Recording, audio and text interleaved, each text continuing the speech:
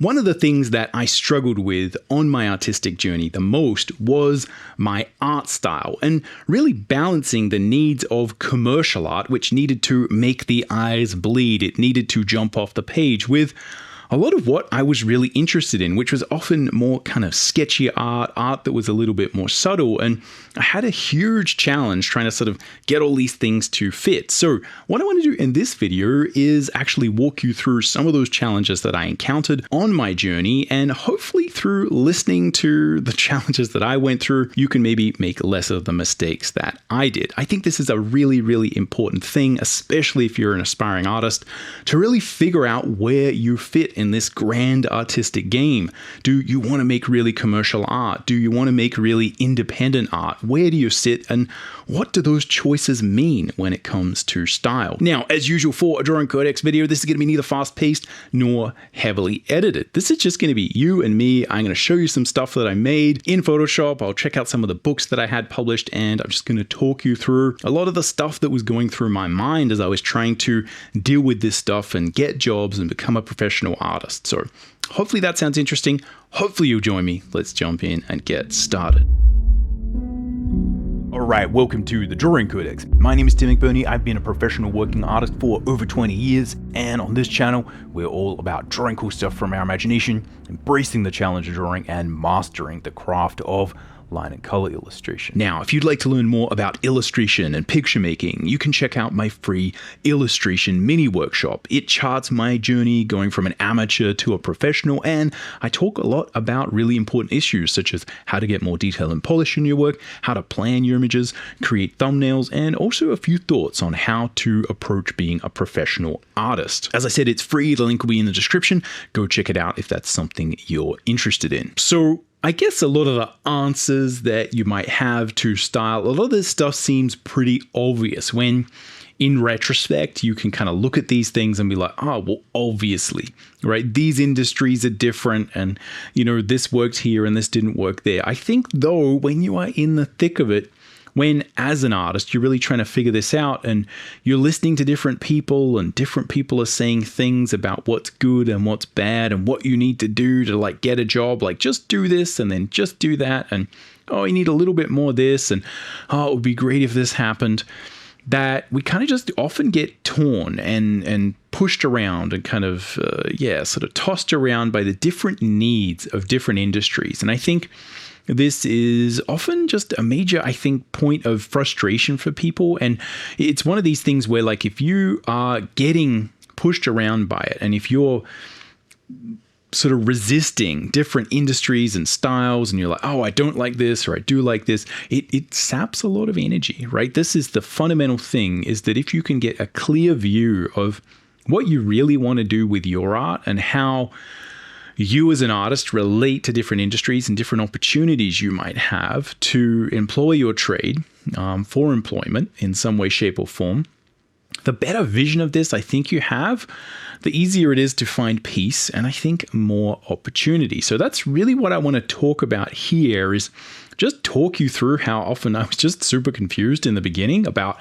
what even good art was and what I sort of needed to do. And, I was often pushing against these things and trying to rebel here. And it's just wasted a lot of energy basically. So that's really what I just want to talk through, and hopefully you can learn a little bit through my journey about, maybe how you might approach this or how you might revisit this, because these are things that still I sort of think about, right? Like I think every project has a different style. Every industry we work in has different requirements. And I'm always sort of thinking about, how I can best create an interesting project for a particular market, a particular sort of use case. So anyway, it's always something that I think is worth considering. What I want to start with though, is kind of where I began, right? Like the sea that I sort of grew up in visually. So one of the big things that I guess I struggled with the most over my career was the difference between working in comic books, working in illustration, working in concept art. And a lot of that had to do with how much form we put into the renderings, how much we rendered versus how much we used flat color. And I mean, just basically one of the things that was so important to this was that, I sort of grew up reading a lot of comics and a lot of French comics, which had these kind of simple, flat, clean line styles, right? Like I was always looking at this, right? It's interesting to see, like some of the metal is kind of rendered.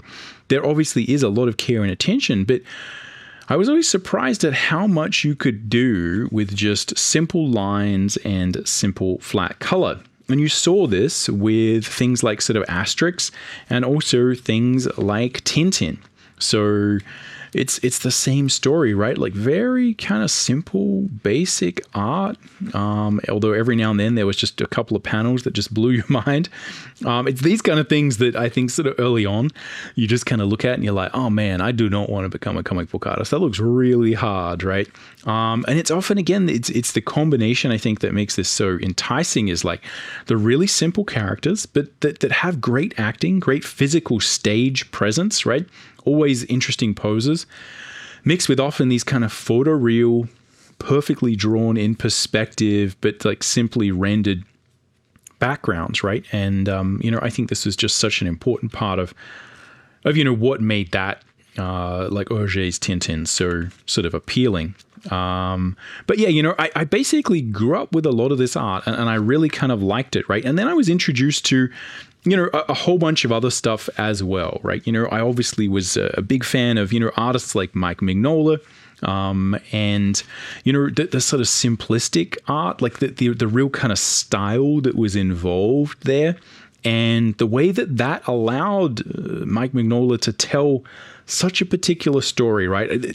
I feel like a lot of artists really are drawn to this type of work. But again, it's a very successful on a much sort of broader level as well. But again, I became really interested in this concept of like how, as an artist, you could have a very specific style and tell a very specific story, and that could imbue things with like such a particular mood and a vibe, right? Like I was just totally, I think this one, The Conqueror Worm, was just one of my favorites. Just totally blew my mind how specific and nuanced this kind of world was, and how like the storytelling, it just gives you like such a unique particular feeling reading like a good sort of Hellboy story. I just, the fact was like this was rendered really simply, right? The images are always enticing, right? There's a high level of illustrative craft, right? Of composition, but the actual application is very simple. The shading is very simple. The compositions are complicated, but again, this is not a matter of like rendering everything and making it shiny. It's a matter of telling really good stories with really good pictures. And likewise, I saw Princess Mononoke really early on. A friend of mine was Japanese in high school, and he got like a DVD of this, and I kind of actually watched it without any translation, right? Like just the pictures. And it's super psychoactive, and you just kind of watch this, and it's like, oh man, right? Like there's nothing like a good Miyazaki film, right? And I think Mononoke was like perfectly in line with, it was fantasy, right? It was had like a good ecological, environmental kind of message. It was, yeah, just sort of super interesting. And I remember seeing this, right? And obviously, like the thing is that there's a whole living, breathing world told through the Studio Ghibli animation using this sort of simple line and color style, right? So we can kind of see that like this works, right? Like I don't necessarily need to add a million points of rendering, although again, the backgrounds are all kind of painted, but again, in my mind was definitely the fact that you could create an amazing living, breathing world with simple line and color. But I was always really interested in getting a job. And one of the best ways to get a job as an artist was as a concept artist. And some of the best sort of concept art at the time was on Star Wars, the prequels, right? So I'd be looking at these types of books, and a lot of people who I was surrounded with were really enamored with this type of art as well. And the thing is, when you're creating concept art, a lot of what you're trying to do is sort of build and show form. Like, yes, it's about amazing illustrations, but a lot of what I think is actually going on is kind of prototyping what these forms will look like in the finished film, in the finished cinema. And a lot of what you have to work on is like really accurate perspective, like rendering things.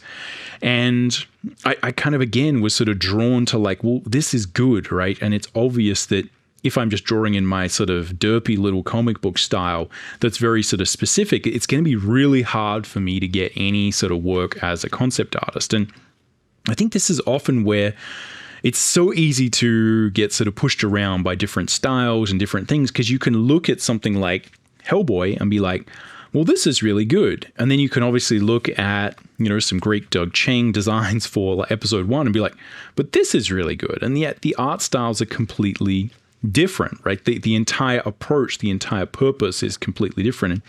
And you may be thinking like, well, duh, like obviously they're for completely different purposes. But this is one of the reasons why I am bringing so much of these ideas about like the technical limitations and the utility of art has such an impact on what the art actually looks like.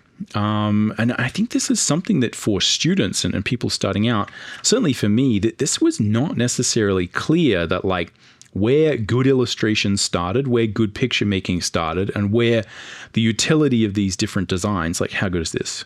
Just classic Ian McCaig, just drawing and making amazing things, like creating entire characters and worlds with just like simple pencil drawing. But yeah, it was non-obvious to me that like one of these styles wasn't better than the other. That often this is the thing, is you hang out around concept art people and everyone's so focused on like rendering and design that you kind of just get into this milieu of thinking that this is the only way to succeed, right? Is to get better at rendering, to get better at design, to get better at making everything shiny. Because again, unlike Hellboy, you want to, in design, show everything, right? The whole point is to, sort of design the thing so that it can, then go in the finished movie.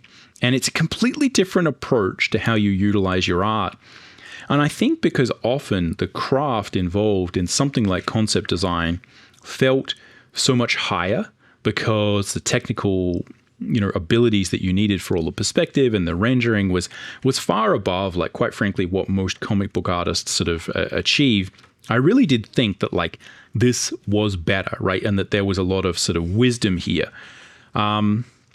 And again, I think there is, but, I also think maybe it's a little bit more complicated than that. So one of the things that I initially tried to do was say, hey, here's all the stuff I like. Let's try and mix it together and build one style that kind of combines all the stuff that I like. It's easy to say, here's all the stuff that I think is good. If I just make all that into one thing, then that will be really good, right? It'll combine all my favorite stuff.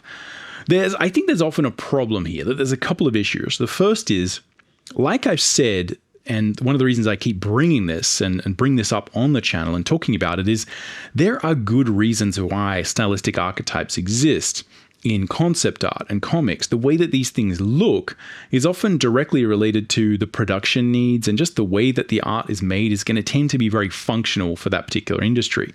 Comic book art prints really well, etc., and sort of breaking that mold opens up a can of worms.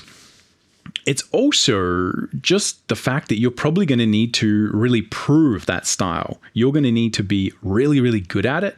And I just, quite frankly, wasn't good enough. My craft wasn't at some level where I could just break out and be like, hey, here's some sort of crazy style that's sort of new and different and combines like unique comic book style with sort of painting and line art and sort of mixes all this stuff together.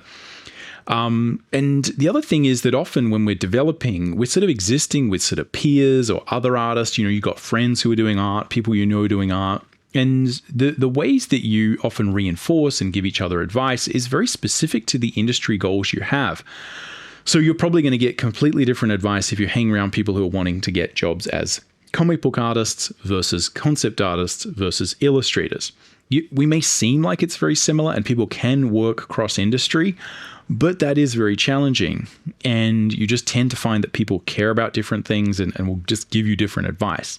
The other thing is you're often facing gatekeepers. So this is where part of us getting validated or figuring out like, am I any good? Like someone please tell me whether I'm good or not, is we go seeking publishers, employers, right? Like, can you give me a job? Is this publishable, right? Will you give me a contract? Will you give me work? And often, again, these people aren't that interested in some hybrid style. They're interested in you helping them out. So if you have developed that style already and you've built it into something good and you can prove a lot of people are interested, that's when everyone's interested, right? But in the beginning, if you're kind of saying like, hey, is this any good? What I found is like in most cases, people just said, yeah, we need you to stop doing the painting thing, right? Because it doesn't fit into comics. Or if I was trying to do concept art, they'd be like, can you stop doing the line work thing? Because that doesn't work as well in sort of concept art, or at least those are the kind of things that I would sort of face. Again, it takes a lot of skill to kind of be able to work in these different industries with a style that, is not as common, let's say. It's just one of these things that, is a reality. Now, again, this doesn't define your reality necessarily, but it was certainly something that I didn't really consider when I made that bold choice to just be like, well, let's just do everything that I think is good. So anyway, that was one of the first problems that I really faced, was trying to mix my style together and also just sort of getting a little bit caught in the weeds, looking at the difference between what is considered good between concept art, comic books, and illustration. So if we dive into that a little bit and I guess make that visual, which is probably important because we are all artists here. Like this is the sort of thing that I would often sort of face, right? Is I kind of was doing this. This is like an illustration that I was working on that I sort of got paid for. It was one of the first sort of jobs that I feel like was, sort of a bigger illustration job that I worked on. And it was a marketing illustration for some sort of TCG. And you can kind of see, like, again, like I had a good time working on this. The person who sort of hired me was super easy to work with, super good, super understanding. But again, from a stylistic point of view, I think the challenge you'll face, that is sort of the challenge that I faced here, although not in any real way with the feedback, but is that like depending on what people view your style as, they're going to expect you to do a particular thing. And often people are going to give you feedback that is along particular lines, right? People are going to say like, we need more contrast, or we need you to clean things up. We need more detail. You're going to get a lot of these kind of vague feedback things. And it can be really hard to know based, like if you have a particular style, like in what way are you actually going to solve that problem? If you're dealing with this hybrid style, it's very hard to just add more shininess, add more detail, add more contrast. If you have these lines already kind of sorted out, it's like, do I get rid of the lines? Do I render them away? Like what do I do? It presents just a lot of sort of problems, because if you're working with sort of weird hybrid styles, people don't really know how best to kind of fix things or move you towards a more sort of standardized industry look. So I know that's a vague sort of bunch of stuff, but these are often the issues you would kind of face if you're trying to mix things up. So yeah, often what I was kind of doing is eventually getting a lot of work in the French comic book industry. And you can see here, again, what I sort of started to do was really look at kind of what is considered good in that industry, looking at trying to make the art sort of as polished as I can, as sort of detailed as I can. But you can see here that still I was sort of a little bit torn between the concept art skills that I was kind of learning, where we were sort of rendering everything and, putting a lot of sort of shininess everywhere, rendering form, and these ideas of making something very sort of clean.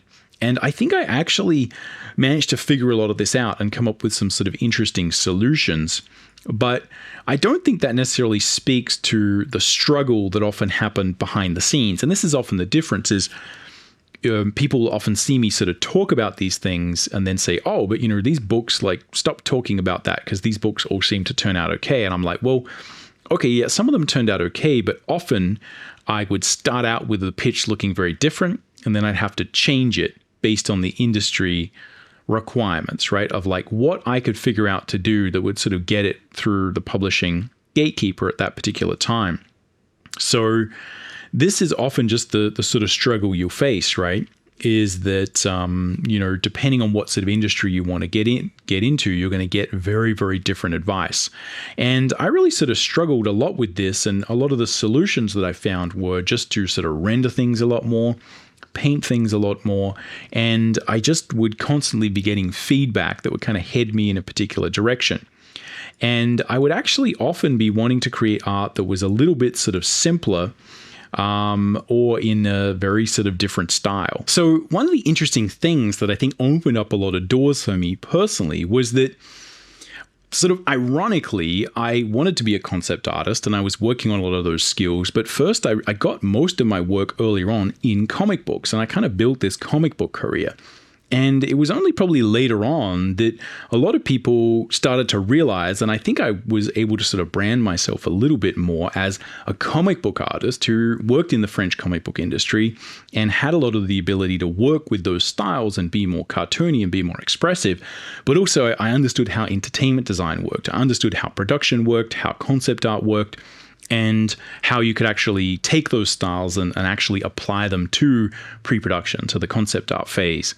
And I think this, again, it opened up a lot of doors for me and allowed me to get work that probably, otherwise I wasn't able to get, because a lot of this and the success you might have is actually going to be very related to how people view you.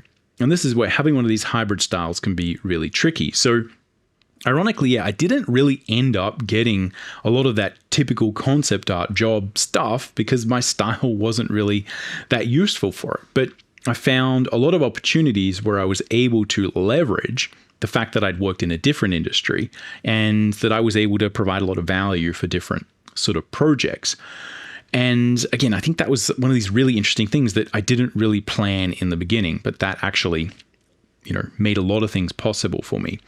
But what I want to talk about now is how sort of changing the style for working in different sort of comic books, again, just caused me a lot of trouble because I was really being sort of pushed around by the different industry gatekeepers. And I'm sort of calling them gatekeepers because I think that's an important thing to look at, but it also just is a reality, right? Like if you're dealing with editors and publishers, they are really going to tell you whether or not the style you're working in is acceptable. And I ran into a lot of this, and it really kind of messed me around to the point where, I went in a bunch of different directions with style, and I found like very, very little success, even with things that I thought were like a really good idea. So probably a lot of my ability to work in concept art fields was because I kind of took many of the looks and the feelings that you would get with line art, and I was able to kind of apply them to more of a like cinematic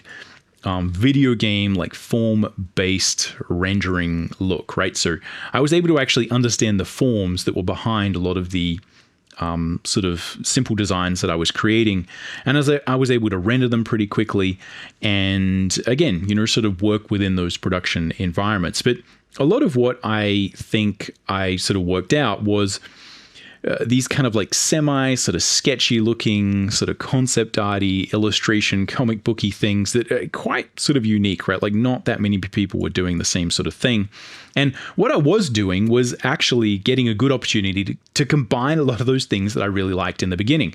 I kind of thought I was going to do it for comics, but actually concept art was a much better place for me to explore the idea of mixing painting styles with comic book styles, form and rendering and line work, and I actually found a lot more sort of freedom there. So the thing is, though, I was always sort of still interested in how exactly I was going to sort of create and render comics, and I never really settled on something that I felt really worked. And I tried like a bunch of different things. I had a lot of different sort of directions I wanted to go. And a lot of this is mostly just because I really wanted to work in a quicker style. So what I kind of ended up with to kind of look at where I sort of, the end game here is that I sort of ended up going back to a lot of those really simple comics that I enjoyed early on. And this was something that I'd actually been trying to do for a while, is to create art that was a little bit simpler, a little bit quicker, because I wanted to take a lot of the design and the sort of composition and the things that you would sort of get with a European book, but I really wanted to work on more of like a Western English speaking schedule. I'd love to actually work on a manga schedule, right? Like 20 pages a week with some assistance would be super fun. I'd like to do that one day. But I was much more interested in telling stories, I guess. I was less interested in working for a year on one book. I was more interested in like, can we illustrate, 300 pages a year or even more, and really sort of get into telling stories and developing characters and stuff. So that was just something that I was sort of interested in as someone who wanted to write and draw my own books. And I just thought it would give me sort of more experience. So I kind of had this style, this feeling of what we ended up with Star Atlas Core for quite a long time. But it was very tricky to get publishers to kind of buy into it. And what I'm sort of saying and what some of the journey that I'm sort of showing is like, I kind of tried to develop many different comic book styles over the years. And again, to the point where it's a bit of a sickness or illness.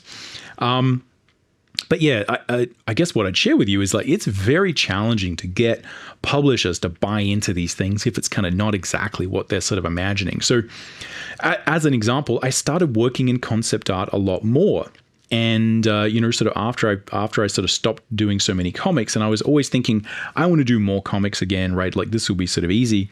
And what I was sort of keen to do was like take some of these things I'd sort of learned in concept art about how to sort of render and create sort of slightly more sketchy styles. And this was sort of a good idea of sort of what I was sort of working with is like a slightly more sketchy style, but it's a bit painted. It has a bit of that sort of concept art vibe. And I actually built a whole pitch for that, right? That ended up getting completely rejected, right? Like people had very, very little interest in it. I had these little sort of goblin characters I was creating, and I had this kind of painted style, right? Where I was going to combine a lot of sort of design work and really sort of have this sort of rough concept art, sort of painterly sort of style. With a lot of sort of focus on lighting and drama, but also, having that sort of character design that I think you get and the appeal you can often get from just sort of doing line drawing. So I kind of spent ages figuring out this kind of style and figuring out the process and getting it fast enough, like figuring out, could I do this on a really good production schedule, right? Like, would it be more effective? Because again, there's a lot of disadvantages to painting a comic, right? It doesn't print as well. It's a lot harder to sort of get it to look finished within a given time. So I spent a lot of time doing this, and this was just a total no-go, right? Like no one was that interested in this, right? So yeah, I spent quite a bit of time trying to get this off the ground, and I thought, again, this is one of these things where I thought this would be a unique take, like something that, again, was very unique to my style and my process, and I was trying to develop something going way back to the beginning where I was trying to combine like concept art, painted styles, like comics, trying to do all this sort of different stuff. And again, I actually had also been interested in trying to take on styles that were a little bit simpler, right? I had also tried to create entire comic books and pitches just with the line work. But again, I just hadn't quite got that to the point where it could compete with other comics, because I'd had so much experience painting backgrounds doing the sort of Ara comic that people were like, dude, why don't you just paint the background? That'll look better. And I think this is often where, again, when you're trying to go through publishers and gatekeepers and you're trying to get people to sort of approve your art, like it's very hard to do something new because people would look at, like a page like this and be like, well, this looks good. Like, why don't you just do that? And it's like, well, I'm trying to do this other thing. And the reality is no one cares about the thing that you're trying to do, right? No one cares at all. They're just like, but I want you to do the best thing. And I think this is also just such an obvious issue that we can run into as artists, is that when you are trying to sort of evolve or like change things, a lot of people are just going to be like, what are you doing? Like, why are you doing this? What's the point? So anyway, the point is I spent a lot of time exploring a fully painted style, and I felt like that got rejected. And often, again, my solution was to be like, well, let's flip the script again, and let's try and create a fully sort of flat colored sort of line style that really, really kind of works well. And again, a big part of that was because I was sort of talking to people, and people were saying, like just removing the rendering is going to save you so much time. And the other thing I often found was that some of the pushback I'd get on my style was that it was a little bit sketchy, right? So we kind of look at this, and often the feedback that I get is like, it's not detailed enough. Like there's not enough polish, and this isn't going to have that wide, broad appeal where everyone's going to love it. It literally has edges that need to be filed off. And so I think what I sort of found is like, it's very hard to kind of fight that at a publisher level. It's very challenging to kind of really, unless you spend a lot of time working on it and you really sort of prove it.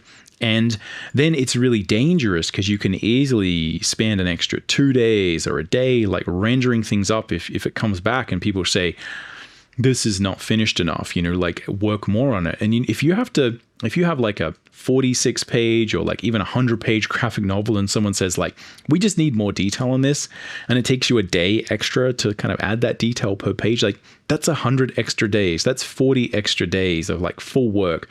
You can see how unworkable that is, right? To kind of get that feedback. So it's just always good to sort of consider like why these sort of archetypes exist. And as I kind of said, there's often reasons why we create line and color style in comics.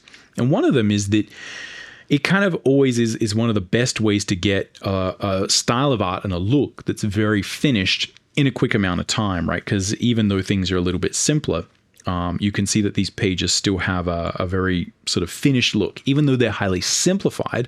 I think like you would often see with Hellboy or Mike Mignola's work, it's so good.